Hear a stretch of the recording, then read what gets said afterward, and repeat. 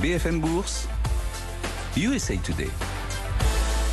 Grégory Volokin, président de Mescart Financial Services aux États-Unis, est en direct avec nous. Bonjour Grégory. Réunion de la Réserve fédérale américaine, elle va débuter en fin de journée pour nous en France, suivie demain d'une conférence de presse de Jérôme Powell, comme d'habitude.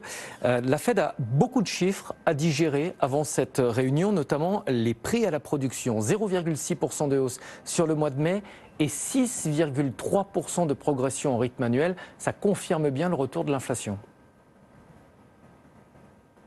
Alors c'est vraiment la question, vous la posez pas, mais c'est ça la question. Est-ce que ça confirme le retour de l'inflation ?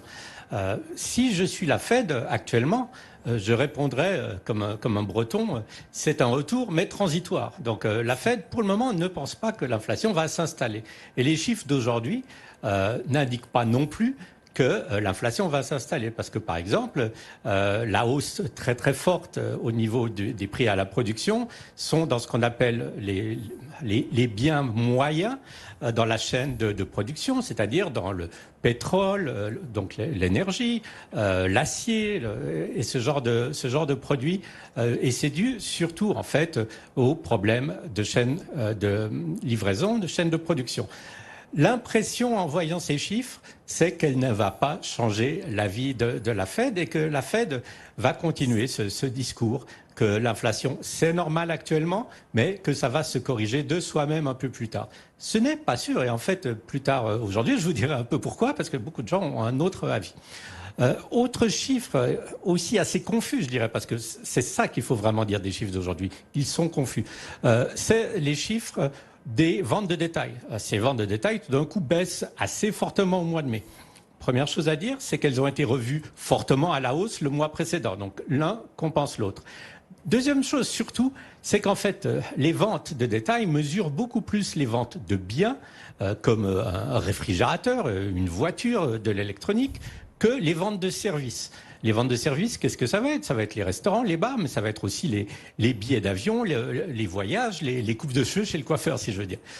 Or, en fait, l'un compense là aussi l'autre.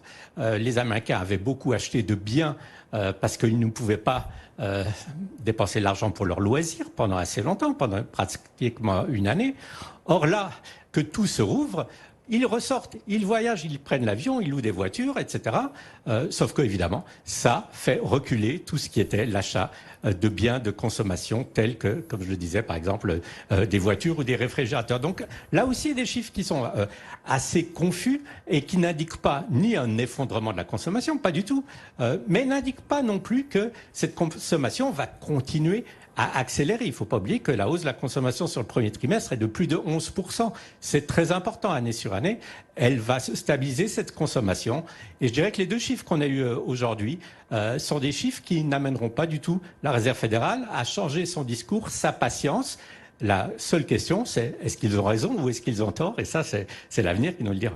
Alors, vous venez de le dire Grégory, tout le monde n'est pas d'accord avec la Réserve fédérale. C'est le cas de